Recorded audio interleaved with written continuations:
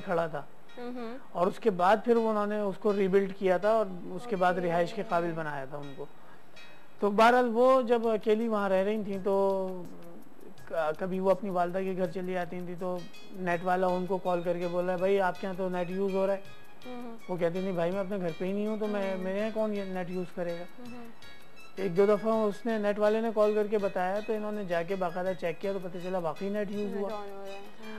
बड़ी परेशानी। उसके बाद उन्होंने देखा कि जनाब उनके बेड पर एक जगह पर वज़न महसूस हो रहा है, बाकायदा गद्दा भी दबा हुआ है, चादर भी दबी हुई है और बैठा हुआ भी कोई नजर नहीं आ रहा। इसी तरह वो अपने ड्रेसिंग टेबल पे तैयार होने के लिए बैठी हैं तो पीछे उनको अक्स महसूस हो रहा है कि कोई मौजूद है, लेकिन पलट के देख रहे हैं तो नजर कुछ भी नहीं आ रहा। तो इस किस्म की रोंगटे खड़े कर देने वाली और खौफनाक सिचुएशंस जो हैं वो जिंदगी में आती हैं और लेकिन इनसे देखें कि हम भी तंग ना करें। मैंने ये भी सुना कि तंग की जाए। कॉलर है आमिर साहब, उनसे बात करते हैं। अस्सलाम वालेकुम।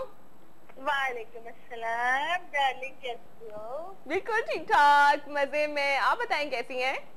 अल्लाह का शुक्र, अल्लाह का शुक्र। आज मेरा दिल कर रहा आपका आना तो मैं बहुत सी पोनिया भेज दूं। प्यारी सी चुटिया साइड में, ऊपर खूबसूरत सी पोनी लगी होती तो क्या कहने।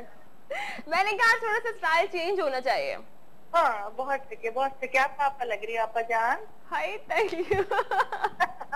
अच्छा पता है आज आपको हम लोग इतना ना हॉरर बातें कर रहे हैं, बड़ी खौफनाक किस्म की। उई हमारे प्यारे राज दुलारे आपसे प्यारे आमिर साहब कैसे हैं? अल्हम्दुलिल्लाह आपकी दुआओं से बहुत अच्छा, बहुत खैरियत से हूँ और आपके लिए भी दुआ गो हूँ कि अल्लाह तबारक व तआला आपको बहुत खुशियाँ दिखाए और जिंदगी भर खुश खुर्रम और आबाद रखे। बहुत शुक्रिया, बहुत शुक्रिया। बस आमिर साहब दुआ में याद रखें और तंदुरुस्ती के लिए खास कर दुआ कीजिएगा। ईद के दूसरे दिन मेरा दिल चाहे से भाग के आऊँ और आपके कोट के कॉलर पे सजा दूं एक रेड कलर का फ्लावर, लेकिन मैं बस ख्वाहिश ही रह गई। अच्छा ये बता देना बेला रखी थी इससे पहले कि कॉल ड्रॉप हो जाए, मुझे बताएं कि आपके साथ कुछ ऐसी बात कभी कुछ ऐसा फील तो आपने नहीं किया अपने लिए? कौन सा जी? मैंने सुना ही नहीं। ये कि वो जो जिन भूत और इस तरह की जो हम चीजें कहते हैं कि हमसे टकरा जाती हैं या हम कोई वहम होते हैं, आपके साथ कभी ऐसा कुछ हुआ? नहीं यार, मैं खुद सबसे बड़ा भूत और जिन में। अल्लाह मियां जी।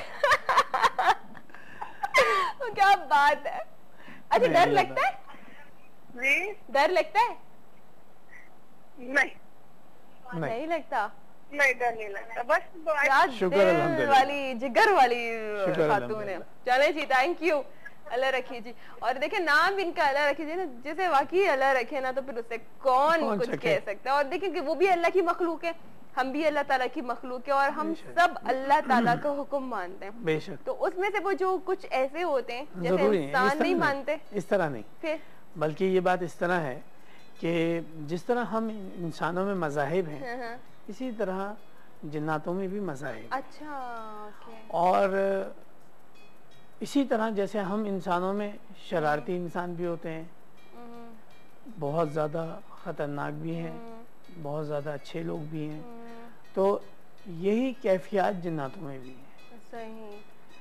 अच्छा आमिर साहब ये क्यों कहा जाता है कि ये जो सारे जिन्नात वगैरह ये तो एक पूरी एक मखलूक है ना? बिल्कुल। और आपने ये बताया था कि अगर हम एक हैं तो ये 7 हैं तकरीबन, ठीक है। अगर हम 1 करोड़ हैं तो ये 7 करोड़ है। बिल्कुल। ठीक है। अब ये देखें कि आप कुछ लोगों का एक ये कॉन्सेप्ट ये गलत है क्या कि ये जो मर जाते हैं वही सारे ये जिन्नात हो जाते हैं, मर जाते हैं भूत बन के आगे? नहीं डरा रहे हैं? नहीं इंसानों के लिए। हाँ नहीं इंसान जो जिनकी डेथ हो जाती है उसके बाद ये भूत बन के आ जाते हैं या ये जिन बन जाते हैं? नहीं बिल्कुल नहीं। चलिए मैं आपका जवाब लेती हूँ, एक कॉलर से बात करूँ फिर मैं आपका जवाब लेती हूँ। अस्सलाम वालेकुम। हेलो, लाइन ड्रॉप हो गई जी। आमिर साहब कुरान करीम में जिन्नो बशर दोनों को अल्लाह तबारक व तआला ने मुखातिब किया है।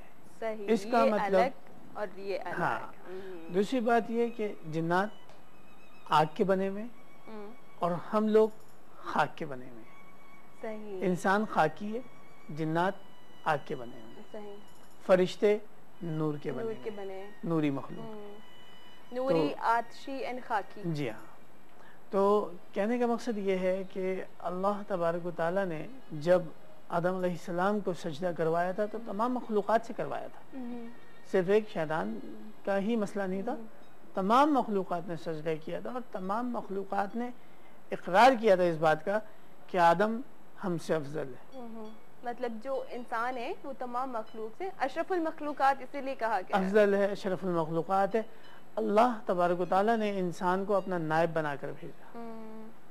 इंसान को सही, इंसान मुसव्विर है, तस्वीर बना लेता है, उसमें जान नहीं डाल सकता। अल्लाह ऐसा मुसव्विर है, तस्वीर भी बनती है, पुतला भी बनता है और जान भी डलती है। ठीक है ना। इसी तरह इंसान हकीम है, वो जड़ी बूटियां दे सकता है, शिफा अल्लाह की तरफ से है।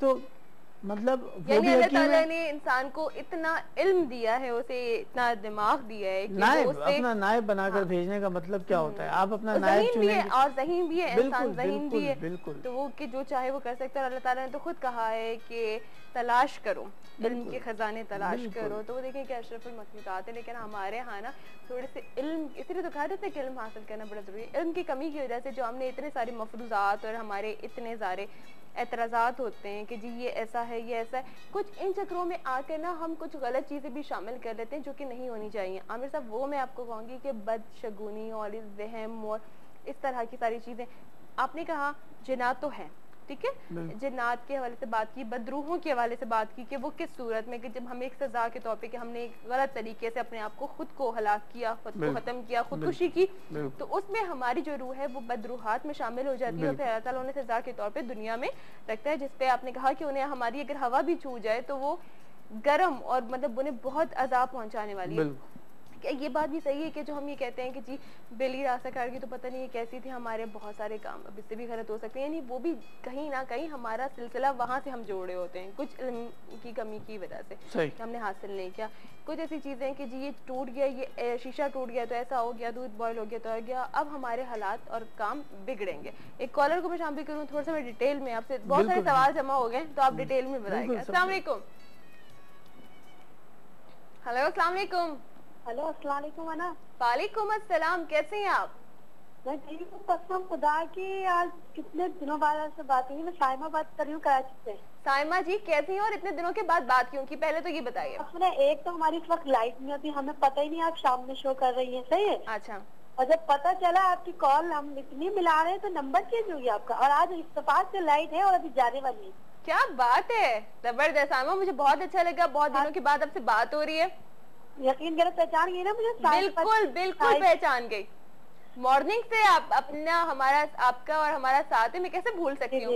हाँ क्यों नहीं। और ठीक है आप? अल्लाह का शुक्र। कैसा लग रहा है फिर आपको हमारा इवनिंग शो? हो गई आप तो जी, आप तो और प्यारी लग रही है, सेट भी बहुत खूबसूरत लग रहा है आपका। चलें, बहुत बहुत शुक्रिया। अच्छा जल्दी से बता दीजिए साइमा, हम थोड़ी सी बात जो कर रहे हैं तो वो आपने सुनी है? जी जी, अभी वही सुन रही थी क्योंकि मेरे साथ अब ऐसा हो रहा है, इसलिए मैं ज्यादा बहुत परेशान हुई थी। मैंने कहा मुझे बात करनी है। क्या क्या हो रहा है बताइए। मैं बस डर बहुत रही हूँ, उनसे मेरी बात करवाइएगा जरा। जरूर जरूर बात करें। जी जी बात करें। हेलो, अस्सलाम वालेकुम। वालेकुम अस्सलाम। जी, मुझे आजकल डर बहुत लगता है, पता नहीं ऐसा लगता है मैं किचन में खड़ी होती हूँ पीछे कोई है, कभी मैं लेटी होती हूँ तो चौंक जाती हूँ, ऐसा लगता है बराबर में कुछ अजीब सी चीज है। पहले मैं कभी भी नहीं डरती थी, कभी भी नहीं, अब डर लगता है, पता नहीं क्यों। और जिस पर मैं दुरूद शरीफ भी पढ़ती हूँ। साइमा जी आप कहाँ से बात कर रही हैं? कराची से। आप जितनी जल्द मुमकिन हो आकर मुझसे मिलें और मेरा टेलीफोन कांटेक्ट आप हमारे ऑपरेटर से ले लीजिएगा, तो इंशाल्लाह ताला फिर मैं उसके बारे में आपको पूरा बताऊंगा डिटेल में। चाहिए साइमा, आपने कभी कोई चीज देखी भी है? जी जी, कुछ देखा भी है, सिर्फ महसूस करने के अलावा कुछ देखा भी है? देखा भी, एक दो दफा ऐसा लगा कुछ चीज पीछे से व्हाइट सी चाहती है, बस इस तरह का महसूस होता है। अच्छा चलो ठीक जाती जैसे कुछ है पीछे। चलिए आप आमिर साहब से जरूर बात कीजिएगा, ठीक है? हाँ, और ठीक है आप तो? बिल्कुल ठीक। अब आपकी कॉल आनी चाहिए। वालेकुम बोलना। जी बिल्कुल, और आपकी कॉल आनी चाहिए अब इंशाल्लाह। इंशाल्लाह अब लाइट हो या ना आपसे बात होगी। बिल्कुल। चलें, थैंक यू सो मच।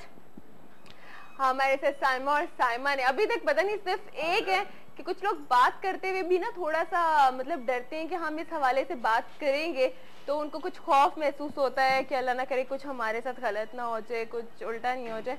तो अभी तक मुझे लगा है कि जी एक ये भी खातून आई साइमा, इन्होंने जिक्र कर दिया क्योंकि कुछ लोग बताने में भी थोड़ा सा खौफ महसूस करते हैं। सही बात है। अच्छा, बात असल में ये है कि जैसे आपने शीशा टूटना या बिल्ली का रास्ता काटना, ये सब बातों पर डिस्कशन की।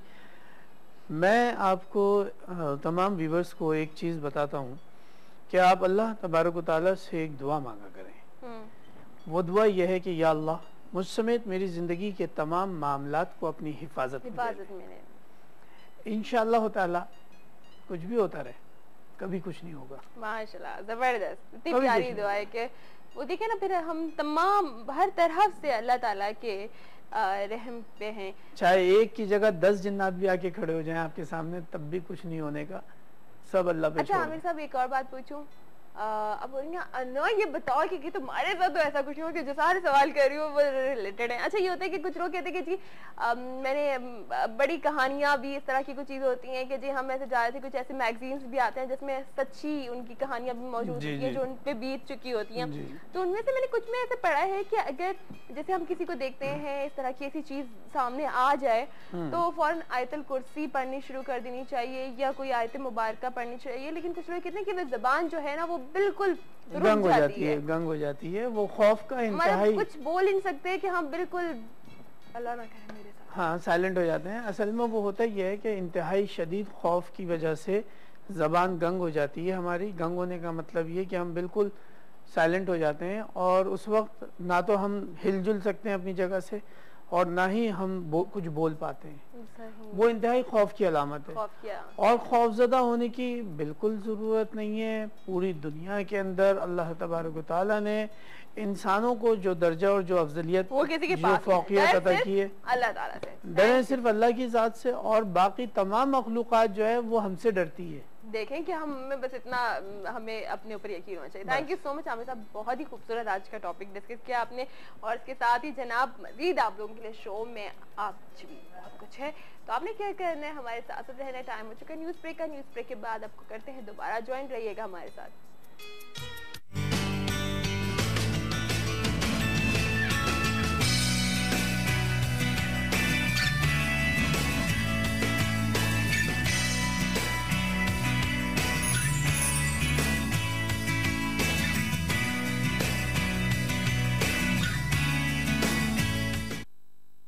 वेलकम बैक, एक बार फिर आपके साथ मौजूद हैं और जनाब इवनिंग लाउंज। और मैं आप लोगों को ब्रेक से पहले बता चुकी थी कि आपके बहुत सारे ऐसे प्रॉब्लम्स होते हैं जिनकी वजह से आप थोड़ा सा टेंशन में रहते हैं कि क्या किया जाए, किस तरह से उनको हल किया जाए।